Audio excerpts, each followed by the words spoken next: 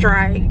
Yeah, I'm finna go get me something to eat because I didn't even realize it's what, 7 o'clock and I haven't even ate. And then I forgot, like, now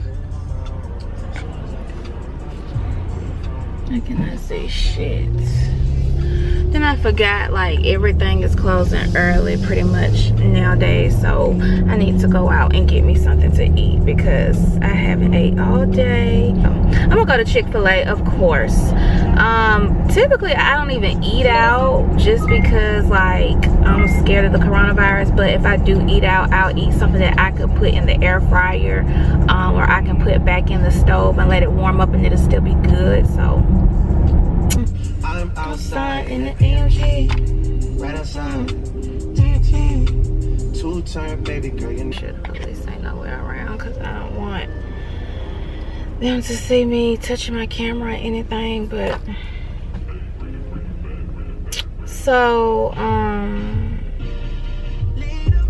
trying to take a break from social media because it's so much going on right now, y'all. It's like, it's almost draining to just be for just confirmation of what you already know. It's really draining to see a lot of the stuff that's on social media today, and I hate that it is the way it is, but I understand the reason behind it. And those of you who follow me on Instagram, you guys know I'm very, very vocal about my stance and how I feel about where the country is in this time. And it's an unfortunate, but it's a much needed situation. And honestly, I'm happy to see so many other people step in on the protest. And now I feel like because we've seen this so many times with, you know, police brutality, police is doing things that should be considered illegal, but in some states it's not considered illegal, and, you know, just basically abusing their power. And I think because we have become so numb to it, we're at that point pretty much where it's like, you know what, fuck it.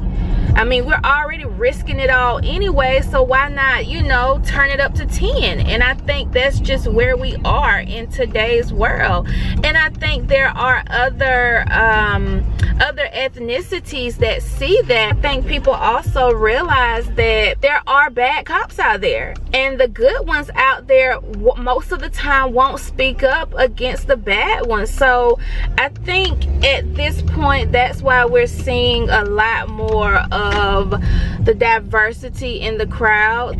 I just hope that us as being African Americans, we get through one stage in our life, and then once that stage is completed, we pretty much forget about the process. So I'm hoping that, you know, something like this, we continue on.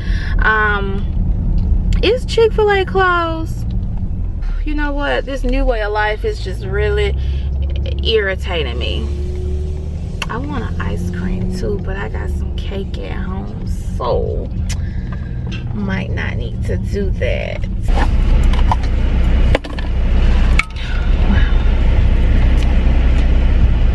I feel like the world is so different. Thank you. There you are. Okay. Thank you. My pleasure. Okay, thank you. My pleasure. You have a nice You too. Okay. I feel like me not really getting out anymore and being in the world, like, I try so much to protect my daughter so that, like, when we go out, it's only one person that goes out. Right now it's only one person that goes to work. So, you know, we just try to limit the amount of exposure. So getting out, I feel like I'm out of place, honestly. Like, everything has changed so much. yeah, but anyways, like I was saying before I had pulled up at Chick-fil-A, there's just so much going on, and I feel like it's very important for everyone to have a open dialogue, or open conversation. I feel like that's how we all are going to be able to move forward as a nation, especially for those who want to move forward, those who want to understand, those who are interested in hearing what the fuss is about, what the inequality is about. At this point, it's not even a black and white thing anymore. It's a humanity thing. To see the cops do what they do in front of a camera on national television and have no remorse, no reaction to the action, really makes me feel like, are we living with monsters? Are we living with devils? I know we're living with evil, but is it right in our backyard? Literally? I just feel like even with the protests, because there are so many other ethnicities that is out there protesting with black people, I feel like they are now being mistreated because they're out there making a stance. The people that have been pushed down, have been, you know, beaten because they are exercising their right. I just, for the life of me, I cannot understand that. And if Ariana was older and she was out there and she was protesting, I would be pissed off, pissed that this idiot in the White House has called the troops to come in and basically silence my daughter. My people was also on the front line fighting for me to have the freedom, limited freedom that I have right now. So don't nobody dare tell me what their fucking ancestors or family members have done to contribute to, you know, XYZ being able to do blase, because the same bullshit that you can spit out your mouth is the same shit that I can spit out my mouth. Only difference is you benefited from your loved ones going out and risking their life and giving their life for you to have a better life. On my end, my loved ones risked their life, still have not reaped the benefits of going to war to fight for a country that doesn't even consider them equal, doesn't even consider them a human being. So it's a lot of shit that needs to be uncovered. It's a lot of shit that needs to be brought to the table and very open and honest about. But honestly, I don't think we're ever going to get to that point where everyone accepts the truth and accepts it is what it is.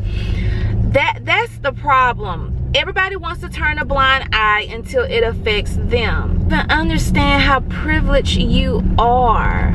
The simple fact that you can cuss authority out, have no respect for them, and not one time be concerned about your life.